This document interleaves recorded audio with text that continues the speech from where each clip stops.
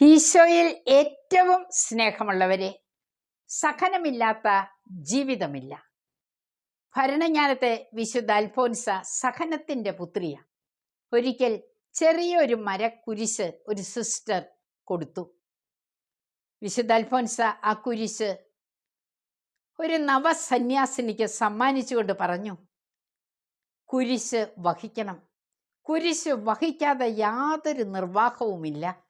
ചെറിയ കുരിശുകൾ വഹിച്ച് തഴങ്ങണം.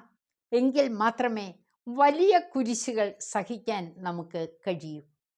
സ്നേഹമുള്ളവരെ, വിശുദ്ധ ലൂക്കായുടെ സുവിശേഷം 9-ാം അധ്യായം 23-ാം തിരുവചനം, ആരെങ്കിലും എന്നെ അനുഗമിക്കുവാൻ ആഗ്രഹിക്കുന്നെങ്കിൽ അവൻ അനുദിനം തൻ്റെ കുരിശുമെടുത്ത് എന്നെ അനുഗമിക്കട്ടെ. അനുദിനം കുരിശുണ്ടെന്ന് തന്നെയാണ് ഈശോ പറഞ്ഞത്. കുരിശ് സന്തോഷത്തോടെ സഹിക്കുന്നവരുണ്ട്, പരാതിയോടെ സഹിക്കുന്നവരുണ്ട്, നിരാശപ്പെടുന്നവരുമുണ്ട്. നമുക്ക് ഏത് കൂട്ടത്തിൽ ഉൾപ്പെടണം നാം തന്നെയാണ് തീരുമാനിക്കേണ്ടത്.